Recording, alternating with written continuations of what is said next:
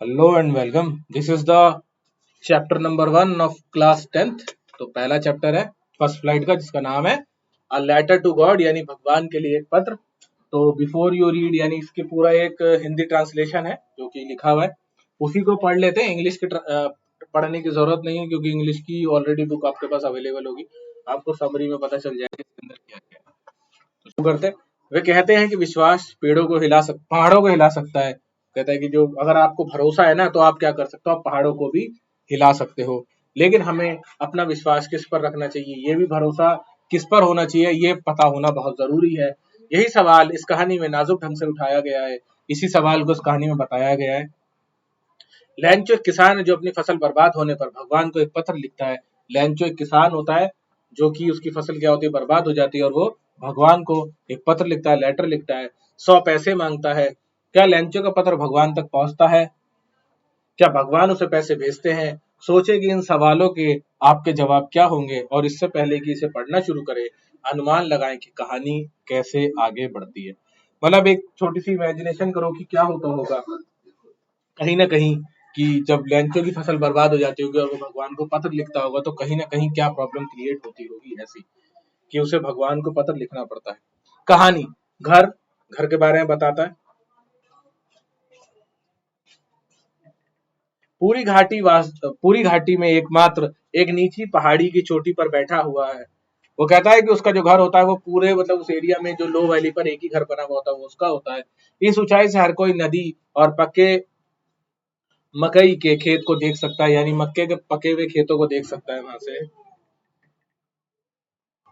जो हमेशा अच्छी फसल का वादा करते हैं। तो वो बड़ा खुश होता है कि मेरी फसल जो है हमेशा अच्छे से उगती है। पृथ्वी को केवल एक ही चीज की जरूरत थी, वह थी बारिश या कम से कम बौछार। वो चाहता है कि उसके खेत को जो उगने के लिए, या उसके फसल है जो उसको उगने के लिए, सॉरी, उसको किस चीज की जरूरत है, वो है पानी की, यानी बारिश की, या कम से कम उसमें बौछार तो होनी चाहिए। सुबह के दौरान लेंचो, जो अपने खेतों को अच्छी तरह से जानता था, ने कुछ और नहीं किया था, लेकिन आकाश को उत्तर पूर्व की ओर देखा।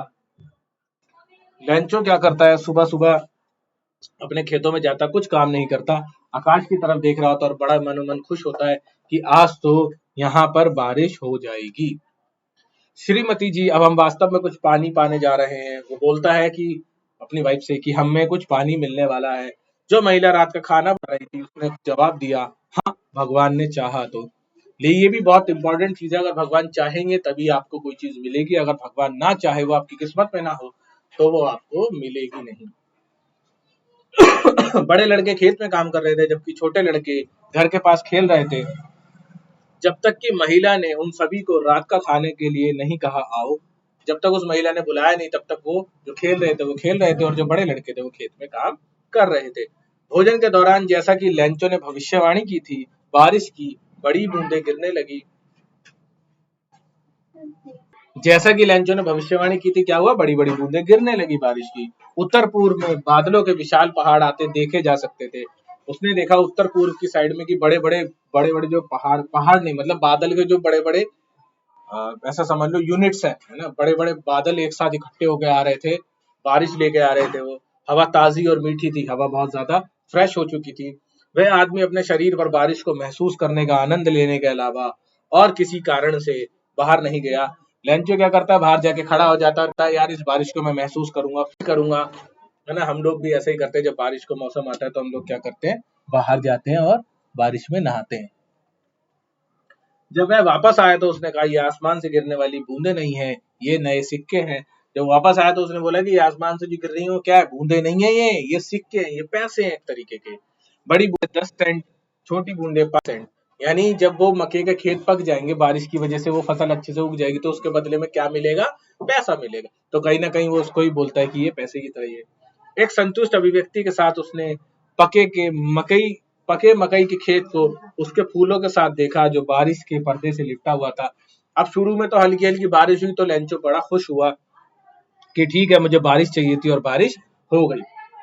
ओला वृष्टि, अब हेल स्टॉर्म, ओला गिरना शुरू हो गया। लेकिन अचानक क्या हुआ, वो सारी की सारी चीजें चेंज हो गई, ओले गिरने शुरू हो गए। लेकिन हवा अचानक तेज चलने लगी और बारिश के साथ बड़े बड़े ओले भी गिरने लगे। ये वास्तव में नए चांदी के सिक्कों से मिलते जुलते थे। ऐसा लग रहा था जैसे चांदी के सिक्के जो होते हैं, इतने बड़े साइज के थे। लड़के बारिश में खुद को उजागर करते हुए जमे हुए मोतियों को लेने के लिए भागे। लड़के क्या करने लगे, ओले को इकट्ठा करने के लिए भागे। हम लोग भी भागा करते थे, ठीक है ना, ओले वगैरह इकट्ठा कर लिया करते थे। वास्तव में अब खराब हो रहा है। आदमी ने कहा, लेंचो ने कहा, ये तो अब प्रॉब्लम क्रिएट कर रहा है मेरे लिए कि अगर बारिश होती तो अच्छा होता, ये बारिश ना हो के क्या हुआ, ये तो ओले गिरने लगे। अगर ओले गिरने लगे तो कहीं ना कहीं क्या प्रॉब्लम है, मेरी सारी की सारी फसल जो है वो खराब हो जाएगी।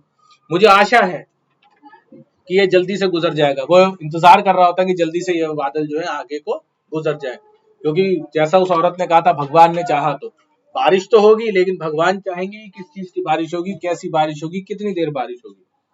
ये जल्दी खत्म नहीं हुआ। 1 घंटे तक घर, बाग, पहाड़ी, मक्के के खेत, सारी तराई पर ओले बरसे। 1 घंटे तक लगातार वहां पर ओले बरसने शुरू हो गए।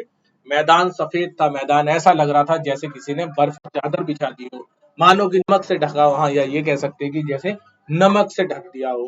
पेड़ों पर एक पत्ता भी नहीं रहा। सारे पेड़ों के पत्ते ओलों की वजह से टूट गए। मक्का पूरी तरह से नष्ट हो गया। मक्का के जो खेत थे वो क्या हो गए, पूरी तरह से बर्बाद हो गए। फूल पौधों से जा चुके थे, पौधों पर एक भी फूल नहीं बचा।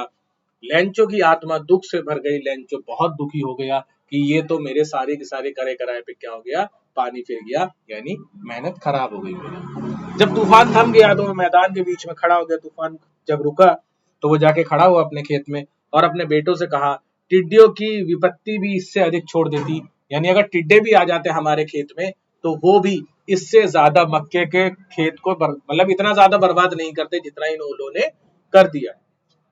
ओलों ने कुछ नहीं छोड़ा। इस साल हमारे पास मक्का नहीं होगा। वह रात एक दुखद थी। उसने कहा, इस साल अब हमारी खेती जो है बर्बाद हो गई। और उस रात वो बहुत टेंशन में रहा। और जाहिर सी बात है, अगर किसी की फसल कटने का टाइम और उस टाइम पे उसकी फसल क्या हो जाए, खराब हो जाए, तो बहुत ज्यादा दुखी हो ही जाएगा। हमारे सारे काम बिना कुछ किए लिए कोई नहीं है जो हमारी मदद कर सके। और वो कहता है कि हमारे तो काम जो है हमारा, मतलब वो किससे चलता है, वो तो खेतों से ही चलता है, खेती करते हैं उससे ही तो मिलता है। अब हमारे खेत ही नष्ट हो गए तो हम क्या करें। अब हम कैसे आगे, किस तरीके से अपने आप को, अपना जीवन को आगे व्यतीत करेंगे, कैसे, कौन है जो हमारी मदद करेगा। हम सब इस साल भूखे रहेंगे, यानी इस साल वी हैव नो मनी, हमारे पास पैसा नहीं है और हमारे पास खेती जो थी वो भी बर्बाद हो गई। तो इस साल हमें कैसा रहना पड़ेगा, भूखा रहना पड़ेगा। ईश्वर से सहायता। अब लेंचो के दिमाग में आता है कि जो मदद कर सकता है वो कौन है, वो सिर्फ ईश्वर है। लेकिन घाटी के बीच उस एकांत घर में रहने वाले सभी लोगों के दिलों में एक ही आशा थी, ईश्वर से सहायता लेने की। इतना परेशान मत हो, भले ही यह कुल नुकसान की तरह लगता है, याद रखना कोई भूखा नहीं मरता। तो उसके घर वाले कहते हैं कि कोई बात नहीं, और लेंचो भी कहता है अपने बच्चों से कि हो सकता है सब कुछ बर्बाद हो गया, लेकिन किसी को भी ऊपर वाला, यानी भगवान जो है, किसी को भी ईश्वर जो है भूखा नहीं मरने देगा। वे यही कहते हैं, कोई भूख से नहीं मरता। पूरी रात लेंचो न केवल अपनी एक ही आशा के बारे में सोचा, भगवान की मदद, जिसकी आंखें, जैसा कि अब वो यही है, ये सब कुछ देखते हैं, यहाँ तक कि किसी के विवेक भी में भी क्या है, यानी किसी के दिमाग में क्या है, भगवान सब जानता। भगवान किसी को भूखा नहीं मरने देगा, उसके मन में ये आशा होती है। लैंचो एक बैल था, है, जो खेतों में जानवर की तरह काम करता था। अच्छा, लेंचो एक बैल की तरह उसको माना गया है, जो खेतों में बहुत दिन रात मेहनत से काम करता है, लेकिन फिर भी वह लिखना जानता। अच्छा, पढ़ा लिखा था वो, क्योंकि वो खेतों में काम करता था, तो उसका मतलब ये नहीं कि अनपढ़ था, वो पढ़ा लिखा था। अगले रविवार को भोर में यानी सुबह में उसने एक पत्र लिखना शुरू करा, जिसे वो खुद शहर जाकर पोस्ट करेगा। यह भगवान के नाम एक पत्र से कम नहीं था। उसने वो पत्र किसको लिखा, उसने भगवान को लिखा। भगवान, उन्होंने लिखा, यदि आप मेरी मदद नहीं करते तो मैं और मेरा परिवार इस साल भूखे रहेंगे। मुझे अपना खेत फिर से बोने के लिए और फसल आने तक जीने के लिए 100 पैसों की जरूरत है, क्योंकि ओलावृष्टि ओलावृष्टि ने क्या करा है, उसके पूरे खेत को बर्बाद यानी नष्ट कर दिया है। तो इस तरीके का एक पत्र लिखता है और वो ले जाके कहा, डाकघर में जाके पोस्ट मास्टर को देता है। उसने लिफाफे पर भगवान के लिए लिखा पत्र को अंदर रखा और परेशानी में रहकर भी वह शहर चला गया। डाकघर में उसने पत्र पर एक मोहर लगाई और उसे मेल बॉक्स में डाल दिया। कर्मचारियों में से एक, जो डाकिया था और डाकघर में भी मदद करता था। अपने पोस्टमास्टर के पास जाकर दिल खोलकर हंसता हुआ गया और उसने भगवान को लिखा पत्र दिखाया। अब लोग जो होते हैं ना वो मजाक उड़ाते हैं, लोग कहते हैं कि इस किसी आदमी ने भगवान के लिए पत्र कैसे लिखा, लेकिन कहीं ना कहीं जिसका अटूट विश्वास होता है वो भगवान को भी पत्र लिख सकता है।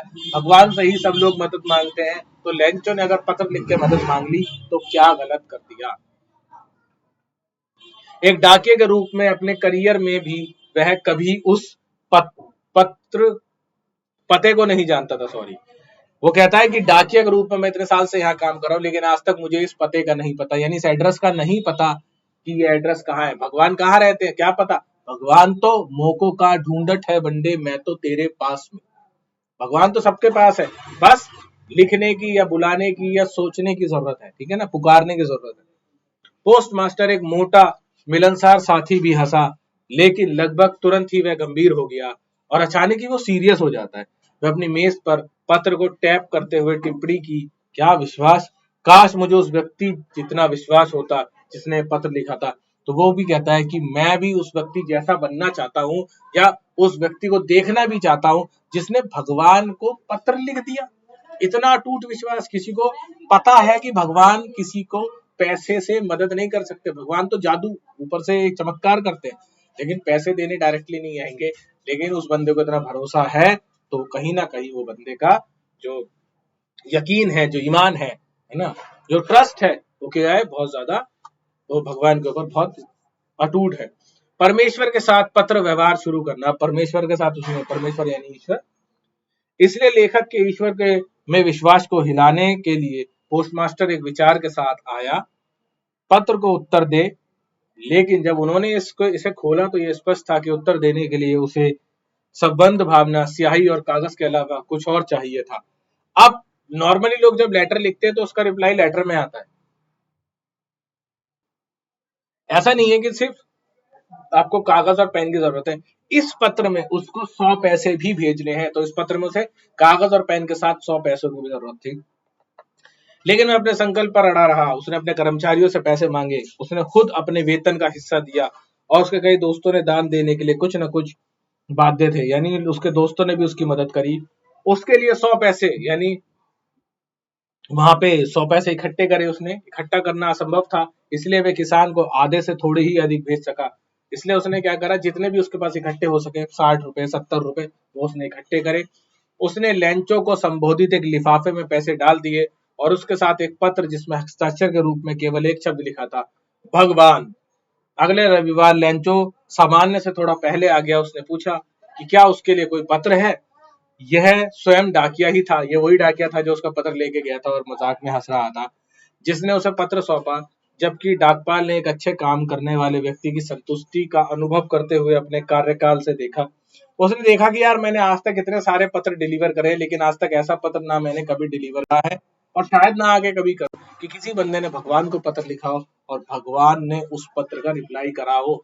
हो सकता है भगवान ने पोस्ट मास्टर के रूप में आकर उसकी मदद करी हो। लेंचो ने पैसे देखकर जरा भी आश्चर्य नहीं दिखाया, ऐसा उसका आत्मविश्वास था। यानी उसे भरोसा था कि भगवान पैसे देंगे, उसको ऑलरेडी पता था। लेकिन पैसे गिनने पर वह क्रोधित हो गया। ईश्वर कोई गलती नहीं कर सकता, ना ही वह लेंचो को मना कर सकता था जो उसने अनुरोध किया था। अब उसे गुस्सा क्यों आया उसमें, क्योंकि 70 रुपए थे और उसने 100 रुपए मांगे थे, तो उसे गुस्सा आ गया। उसने कहा भगवान कभी भी गलती नहीं करते, ना भगवान कभी गलती कर सकते हैं। हो सकता है कि ये पोस्ट मास्टर वाले जो लोग हैं, जो पोस्ट ऑफिस वाले लोग हैं, इनमें से किसी ने इसमें से पैसे निकाल लिए। तुरंत लेंचो कागज और स्याही मांगने के लिए खिड़की के पास सार्वजनिक लेखन टेबल पर उसने अपने विचारों को व्यक्त करने के लिए किए गए प्रयास के कारण अपने बाहों की बहुत झुर्रियों के साथ लिखना शुरू करा। जब वह समाप्त हो गया तो वह एक स्टैम्प खरीदने के लिए खिड़की के पास गया, जिसे उसने हल्का सा गीला करा और अपनी मुट्ठी के प्रहार से लिफाफे पर चिपका दिया, ऐसे करके। जैसे ही पत्र मेल बॉक्स में गिरा, डाकपाल उसे खोलने गया। उसने कहा, भगवान, मैंने जो पैसा मांगा उसमें से केवल 70 पैसे ही मुझ तक पहुंचे, बाकी भी मुझे भेज दो क्योंकि मुझे इसकी बहुत जरूरत है। लेकिन मुझे मेल के माध्यम से मत भेजो, क्योंकि डाकघर के कर्मचारी बदमाशों का एक झुंड है जिन्होंने आपके 100 रुपए मांगने वाले लेंचो को सिर्फ 70 रुपए दिए हैं। तो इस कहानी में इतना ही। Thank you, have a nice day.